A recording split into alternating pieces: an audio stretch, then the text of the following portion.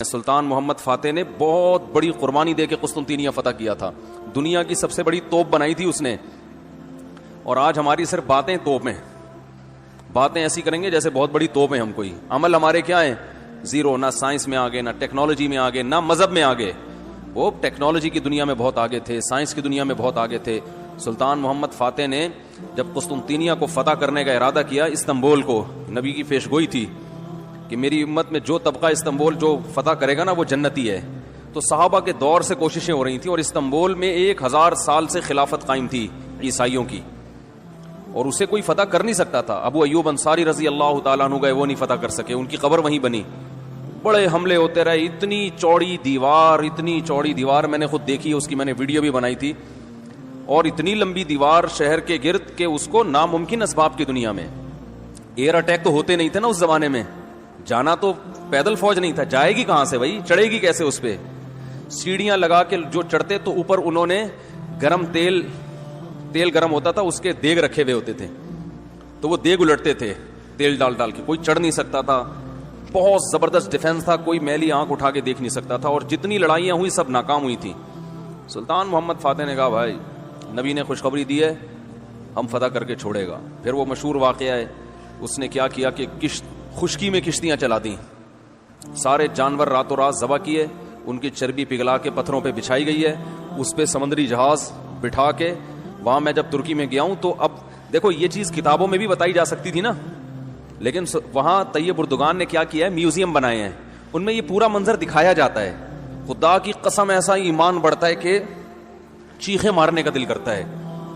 ایسی جو علماء بھی گئے ہیں نا, بنوری ٹاؤن کے ایک شیخ الحدیث گئے تھے, وہ کسی نے بتایا وہ رو رہے تھے چیخیں مار مار کے. جو جاتا ہے یہ منظر ہوتا ہے, وہ جب دکھاتے ہیں نا اپنی آنکھوں سے, بھائی کیا منظر, اور کیسے وہ کشتیوں کو راتوں رات خشکی پہ لے کے چلے ہیں, اور خشکی پہ لے جا کے پیچھے سمندر میں اتارا, اور سامنے سے بھی اٹیک اور پیچھے سے بھی اٹیک. انگریزوں نے لکھا ہے, گوروں نے ہسٹری میں, کہ یہ اسباب کی دنیا میں ممکن نہیں ہے. بہت بڑا کارنامہ انہوں نے سر انجام دی, اور راتوں رات. تو یہ ہماری تاریخ تھی جس کی وجہ سے ہمیں عروج ملا تھا. آج ہم صرف پیڑے کھا رہے ہیں, باتیں ٹھوک رہے ہیں بیٹھ کے, صحیح ہے نا. بزرگوں پہ طنز, علماء پہ اعتراضات, ایک دوسرے پہ کیچڑ اچھالنا, فرقہ پرستی, ان چیزوں میں ٹائم ضائع ہو رہا ہے. اور کوئی موٹیویٹ کرنے والا نہیں ہے, کوئی تعمیری کام کرنے والے لوگ بہت تھوڑے رہ گئے ہیں. اور ٹیکنالوجی کی طرف تو توجہ ہی نہیں ہے. یونیورسٹی میں جو لڑکا مذہب پہ چلتا ہے, سب کی بات نہیں کر رہا, ایجوکیشن میں سب سے پیچھے وہی ہوتا ہے عام طور پہ. اسی کی شکایتیں آ رہی ہوتی ہیں, یہ چونکہ نمازی ہے لہذا نمبر سب سے کم اس کے آتے ہیں. نمازی کے نمبر تو زیادہ آنے چاہیے بھائی. جو تبلیغ میں وقت لگاتا ہے اس کو تو ایجوکیشن میں زیادہ آگے ہونا چاہیے. یہ تو ہمارے مذہب کا حصہ ہے.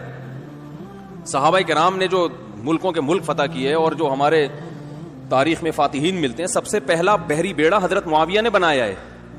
سمندر پہ سب سے بڑی فوج جو اس وقت اتاری ہے, وہ کس نے اتاری ہے؟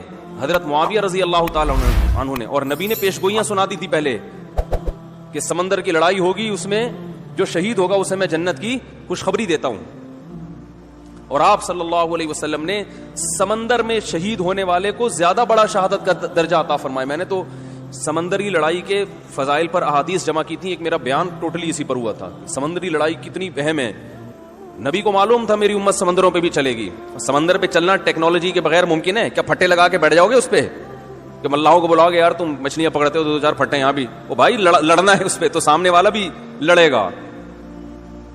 تو نبی صلی اللہ علیہ وسلم فرمایا جو سمندری لڑائی ہے, جو شخص سمندر پہ جہاد کرے گا, اس کے جو چکر آئیں گے نا, اس پہ بھی اللہ اس کو اجر دے گا.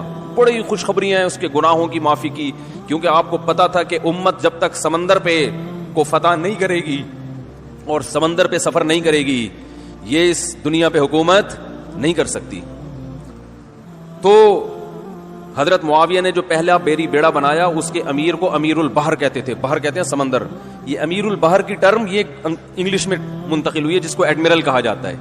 بہت ساری فوجی اصطلاحات اور سائنسی اصطلاحات عربی سے انگلش میں ٹرانسفر ہوئی ہیں, عربی سے انگلش میں گئی ہیں.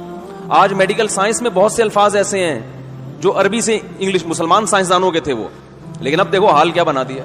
ایک نمبر کے سست نمازیوں کی حالت تو دیکھ لو جا کے. سب سے سست ترین جو ہوگا وہ دیندار بنا ہوا ہوگا.